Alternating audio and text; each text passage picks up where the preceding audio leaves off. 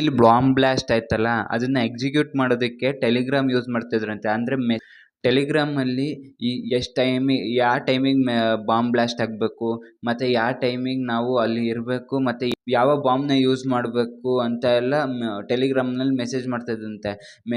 ಹಿಂಗೆ ಅಂದರೆ ಟೆಲಿಗ್ರಾಮ್ ಮತ್ತು WhatsApp end to end encrypted. ಅಂದರೆ ನೀವು ಮೆಸೇಜ್ ಮಾಡೋರು ಮತ್ತು ನೋಡೋರಿಗೆ ಮಾತ್ರ ಮೆಸೇಜ್ ಹೋಗುತ್ತೆ. ಮಿಡಲಲ್ಲಿ ಅದು ಕೋಡ್ ರೀತಿಯಲ್ಲಿ ಟ್ರಾನ್ಸ್ಫರ್ ಆಗುತ್ತೆ. ಯಾರೂ ಕೂಡ ಹ್ಯಾಕ್ ಮಾಡೋಕ್ಕಾಗೋದಿಲ್ಲ. ಅದರಿಂದನೇ ಗೌರ್ಮೆಂಟು ಕೂಡ ಇದನ್ನು ಪತ್ತೆ ಮಾಡೋಕ್ಕಾಗಲಿಲ್ಲ. ಯಾವಾಗಲೂ ಗೌರ್ಮೆಂಟು ಫೋನ್ ಮೇಲೆ ಅಥವಾ ನಮ್ಮ ಹಾಕೋ ಮೆಸೇಜ್ ಮೇಲೆ ಕಣ್ಣಿಟ್ಟಿರುತ್ತೆ.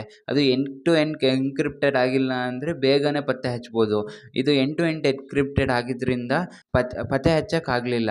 ಅದಕ್ಕೋಸ್ಕರನೇ ಈ ಥರ ದೊಡ್ಡ ದೊಡ್ಡ ಡೆಲ್ಲಿ ಬಾಂಬ್ ಬ್ಲಾಸ್ಟ್ ಆಗಿರ್ಬೋದು, ಬೇರೆ ಬೇರೆ ಆತಂಕವಾದಿಗಳು ಅಂದರೆ ಟೆರರಿಸ್ಟ್ಗಳು ಬಂದು ಬಾಂಬ್ ಬ್ಲಾಸ್ಟ್ ಮಾಡೋದಾಗಿರ್ಬೋದು, ಅವೆಲ್ಲ ಎಕ್ಸಿಕ್ಯೂಟ್ ಮಾಡೋದಕ್ಕೆ ಪ್ಲ್ಯಾನ್ ಮಾಡೋದು ಅವರು ಮೆಸೇಜ್ ಮಾಡೋದ್ರಿಂದ. ಟೆಲಿಗ್ರಾಮ್ನಲ್ಲಿ ಎಷ್ಟೋ ಗ್ರೂಪ್ಸ್ಗಳಿದ್ದಾವೆ. ಆ ಗ್ರೂಪ್ಸ್ಗಳಲ್ಲಿ ಟೆರರಿಸ್ಟ್ಗಳು ಇರ್ತಾರೆ.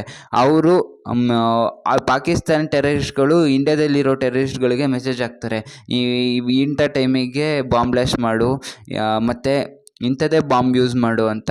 ಈ ಥರ ಮೆಸೇಜ್ಗಳನ್ನ ನಾವು ಹ್ಯಾಕ್ ಮಾಡೋಕ್ಕಾಗೋದಿಲ್ಲ. ಮೊದಲೇ ಹೇಳಿದಾಗೆ ಇದು ಎಂಡ್ ಟು ಎಂಡ್ ಎನ್ಕ್ರಿಪ್ಟೆಡ್ ಆಗಿರೋದ್ರಿಂದ ನಮ್ಮ ದೇಶಕ್ಕೆ ಇದೊಂದು ತೊಂದರೆ ಅಂತಲೇ ಹೇಳ್ಬೋದು.